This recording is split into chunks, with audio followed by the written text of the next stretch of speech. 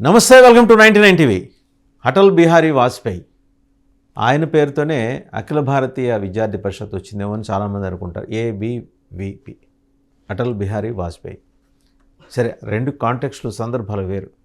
అంటే ఒక జాతిని ఉత్తేజితం చేసే నాయకుడు ఎంత సైలెంట్గా ఉద్భవిస్తాడు, అలాగే ఎంత వ్యూహాత్మకంగా జనంలోకి పెనట్రేట్ అవుతాడు, జనాల మనసుని ఎంత సున్నితంగా గెలుచుకుంటూ వస్తాడు. ఇవన్నీ కలబోసిన వ్యక్తిత్వమే మన భారత రత్న అటల్ బిహారీ వాజ్పేయి. ఎందుకంటే పండిట్ నెహ్రూ ఒకసారి పార్లమెంట్లో వెతుకునేవారట, where is that young parliamentarian అని, ఎక్కడున్నారు అని. అంటే ఆయన వాక్చాతుర్యం అలా కట్టిపడేసేది పండిట్ నెహ్రూని. పండిట్ నెహ్రూ యొక్క హృదయ వైశాల్యం అది. ప్రధానమంత్రి స్థానంలో కూర్చున్న వ్యక్తి, సభానాయకుడు ప్రతిపక్షం నుంచి ఎవరన్నా ఏమన్నా మాట్లాడితే చికాకు పడిపోతారు, విసుగు వచ్చేస్తుంది వాళ్ళకి. Whereas Pandit Nehru used to enjoy.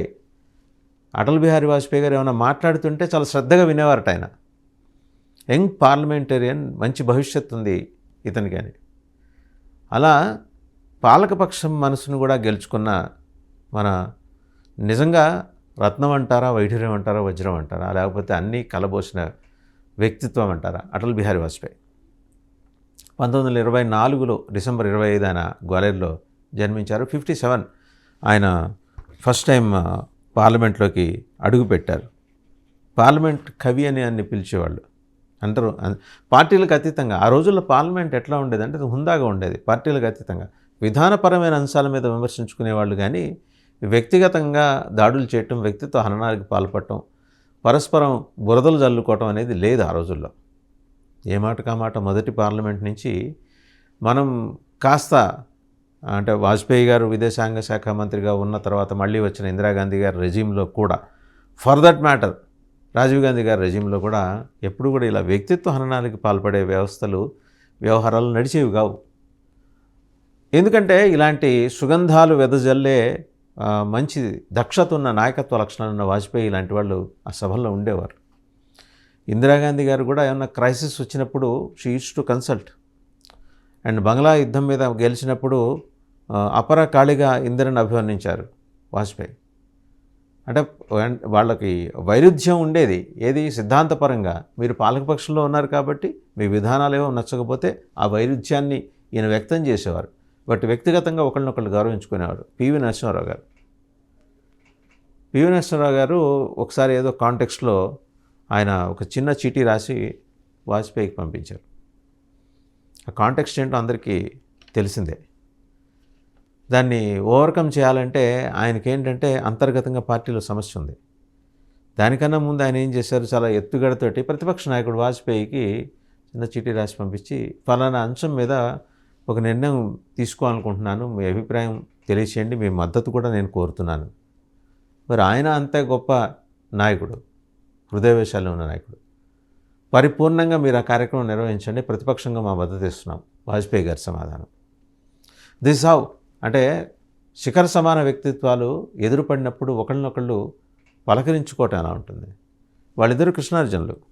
LK Advani, Vajpayee కృష్ణార్జునులు Bharatiya Janata పార్టీకి. ఎలా నడిపారు రథాన్ని, సో ఎలా ముందుకు తీసుకెళ్లారు, పరస్పరం ఎలా గౌరవించుకునేవాళ్ళు. వాజ్పేయిని ఆ టైంలో ఉన్న మార్క్సిస్ట్ నాయకులు వెన్నపూస అని పిలిచేవారట. ఎందుకంటే ఏదో ఆయనతో వాదిద్దాం అని చెప్పేసి పార్లమెంట్లో వాదనకి దిగితే, కమ్యూనిస్టులు దిగితే ఏం లేకుండా చల్లబరిచేవారట ఆయన. అది ఆ ఎత్తుగడ అంటారా, వ్యూహం అంటారా, లౌక్యం అంటారా, ఇతరుల మనసును నొప్పించకుండా ముందుకు దూసుకెళ్ళటం అంటారా, ఇన్ని కలబోసిన వ్యక్తి మనకు ప్రధానమంత్రిగా 3 దఫాలు పనిచేశారు. 1996లో 16 రోజులు రాజీ పడలేదు ఆయన. ఆ రోజు పట్టుబట్టుంటే ప్రధానమంత్రిగా కొనసాగి ఉండేవాళ్ళు. నాకు బలం లేదు, నేను స్టెపింగ్ డౌన్ అన్నారు అంతే. 1998, 99 ఏడాది పైన ఉన్నారు.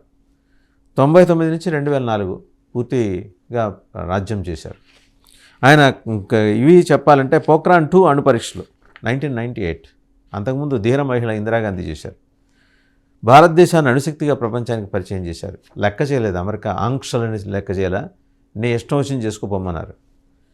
లాహోర్ బస్ యాత్ర చేశారు 1999లో పాకిస్తాన్తో శాంతి నెలకొల్పే ప్రయత్నం, అలాగే కార్గిల్ యుద్ధం విజయం మనదే 1999, ధైర్యవంతమైన నాయకత్వం, చాలా బోల్డ్గా. అప్పటికే డీప్ స్టేట్ ఎంటర్ అయ్యి రకరకాల డైరెక్షన్స్ ఇచ్చే ప్రయత్నం చేస్తే కేర్ చేయలేదు. ఎందుకంటే ఆయన తామరాకు మీద నీటి బొట్టు లాంటివాడు. ఎలాంటి వాసనలు ఎలాంటి మరకలు ఆయనకు అంటవు. అలా సున్నితంగా వ్యవస్థలను నడిపించుకొని వెళ్ళగలిగే దక్షత ఉన్నవాడు.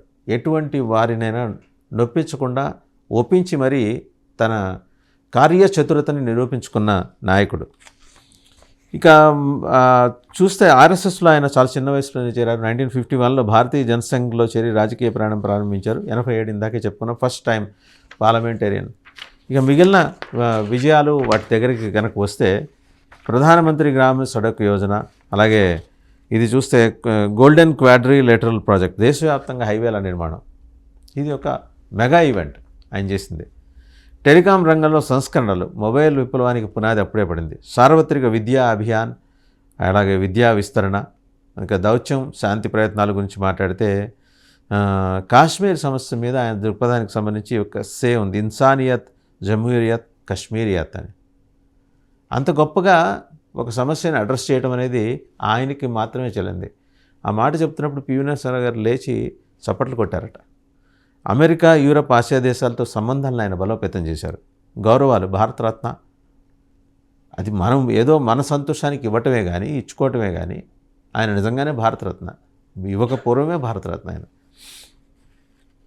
ఆయన జన్మదినాన్ని గుడ్ గవర్నెన్స్ డేగా జరుపుకుంటారు. సో ఓవరాల్గా ఇది ఆయన కవిగా, రాజనీతిజ్ఞుడిగా, ఎవరిని నొప్పించని మహానాయకుడిగా, ప్రజాజీవనంలో మసలుతూ ప్రజల్లో ఒకటిగా ఉంటూ, దేశంలోని ఏ ప్రాంతానికి వెళ్ళినా వాజ్పేయి మనింటి మనిషి అని సామాన్యులు కూడా అనుకునేలాగా తన వ్యక్తిత్వాన్ని వారి దగ్గరికి, వారి మనసుల దగ్గరికి తీసుకెళ్ళగలిగిన ఒక శిఖర సమాన వ్యక్తిత్వం ఉన్న నాయకుడు. ఈరోజు ఆయన పుట్టినరోజు ఖచ్చితంగా స్మరించుకోవాలి. ఇలాంటి గొప్ప వ్యక్తుల విజయగాథలు నెక్స్ట్ జనరేషన్స్కి తెలియాలి. ఇప్పుడు జెడ్ నడుస్తుంది, నెక్స్ట్ వచ్చేది జెడ్ ఆల్ఫాట, కంప్లీట్గా యూట్యూబ్లోనూ లేకపోతే సోషల్ మీడియాలో నివసించే జనరేషన్ వస్తుంది. But they should learn. వాళ్ళే కాదు, ఇప్పుడున్న జనరేషన్ కూడా తెలుసుకోవాల్సిందే. ఆయన తర్వాత జనరేషన్స్ వాళ్ళు ఇంకా ఉన్నారు. శత జయంతి సంవత్సరం పూర్తి అయిపోయింది, ఇంకా ఉన్నారు.